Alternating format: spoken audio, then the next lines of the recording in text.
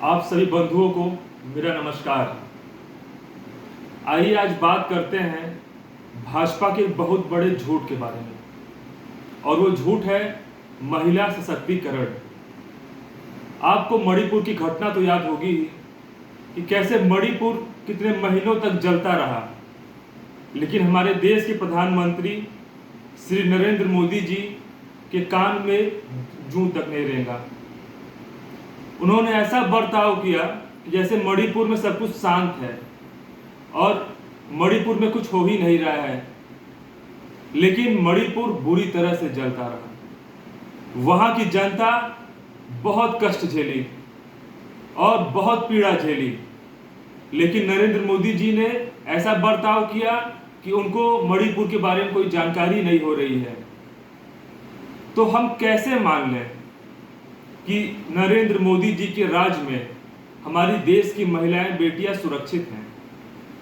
क्योंकि हमको और आपको सभी को एक घटना तो जरूर याद होगी कि वहां एक जवान जो सरहद पे सेवा करता उसकी पत्नी को नग्न अवस्था में पूरे बाजार में, पूरे मणिपुर में घुमाया गया था। वो घटना कहीं न कहीं हर एक आम नागरिक का उससे रूह कांप गया था। लेकिन सत्ता में बैठे प्रधानमंत्री श्री नरेंद्र मोदी जी को कोई फर्क नहीं पड़ा, ना ही सत्ता में बैठे किसी नेता ने उस पर कोई बयान दिया। सत्ता में बैठे नेताओं की सुने तो मणिपुर में कुछ हुआ ही नहीं। वो प्रधानमंत्री जो बताते कि उनका 56 इंच का सीना है,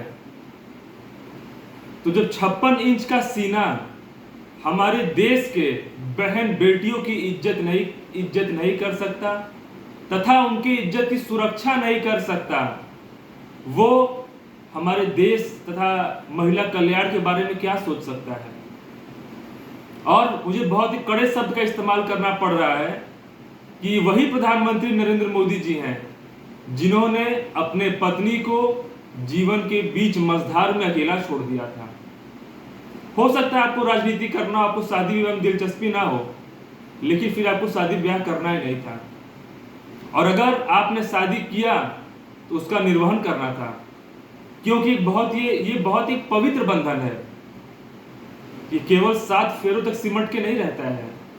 लेकिन मोदी जी ने शुरू से महिला का जो अपमान उन्होंने करते आए हैं उसका उदाहरण देते रहे हैं, लेकिन हम आप समझ नहीं पाए जिस प्रकार से मणिपुर में महिला को नग्न घुमाया गया कितना ही पीड़ादायक और दुखदायक है। ईश्वर ना करें कि हमारे आसपास किसी के साथ ऐसा होता है तो क्या वो देख के हम चुप रह पाएंगे? बिल्कुल नहीं रह पाएंगे। लेकिन सत्ता में बैठे हुए नरेंद्र मोदी जी, जिनके पास तमाम शक्तियां, तमाम ताकत है देश की, अच्छे एजेंसी उनके पास हैं, लेकिन उन्होंने इस मौके पर एजेंसी का कोई उपयोग नहीं किया। भाजपा के नेता मणिपुर के मुद्दे से भागते रहे। वो खाली भाजपा के नेता विपक्ष की बुराई करने में, कांग्रेस की बुराई करने में, आम आदमी पार्टी की बुराई करने में, सपा की बुराई करने में दिन रात टीवी पे लड़ते हैं, लेकिन बात जब मणिपुर की आई तो उनका कोई प्रवक्ता बोलने को तैयार ही नहीं हुआ। आज ये कैसे महिला सशक्तिकरण की बात कर रहे हैं, जब एक महिला के साथ एक क्या वहां अनेकों ऐसी घटना हुई हैं, कुछ उजागर हुए, कुछ नहीं हुए। जब वो ऐसी घटना पे चुप्पी साधे हुए हैं तो बड़ी स्वाभाविक सी बात है कि अगर भविष्य में भी ऐसा होता है तो वहां भी ये कुछ नहीं बोलेंगे। और मुझे तो मोदी जी की शैली से यही समझ में आता है कि इनको मणिपुर से मतलब नहीं है, इनको जनता के पूरे मनी से मतलब है। मनी अर्थात पैसा।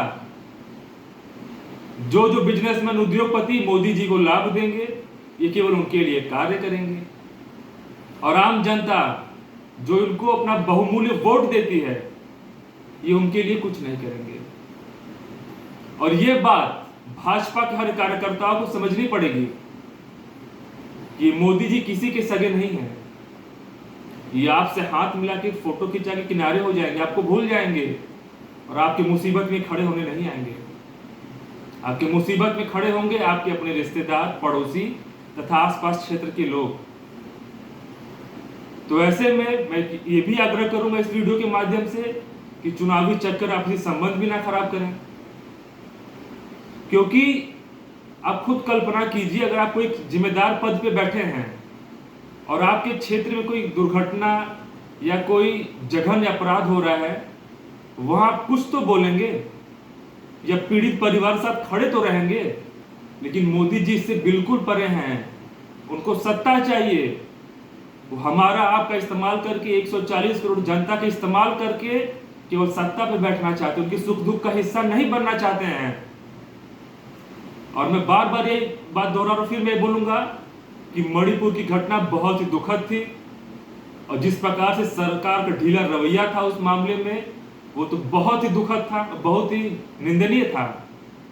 तो ऐसे में मोदी जी से आग्रह करता हूं कि मणिपुर की घटना पे सफाई दें और साथ ही साथ सभी पीड़ित परिवार से हाथ जोड़ के माफी मांगे।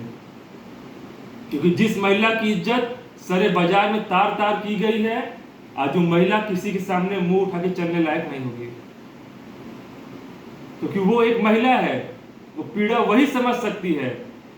आप तो सत्ता में बैठे, आप मलाई काट रहे, आपको कोई फर्क नहीं। लेकिन कल्पना कीजिए कि उस महिला के मन में कितना पीड़ा होगा इस मुद्दे को लेकर, और जिसका पति देश के सरहद पे देश की सेवा कर रहा है और उसकी पत्नी अपने भारत में सुरक्षित नहीं है। तो सोच लीजिए क्या देश का आलम है, क्या देश की स्थिति है। और फिर मैं अपने बात को यही बोलूंगा कि प्रधानमंत्री मोदी जी को मणिपुर से कोई मतलब नहीं है, उनको जनता के पूरे मनी से मतलब है केवल। बाकी आप खुद समझदार हैं और मुझे पूर्ण उम्मीद है कि आप मेरे बात से सहमत होंगे। आज के लिए इतना ही, धन्यवाद।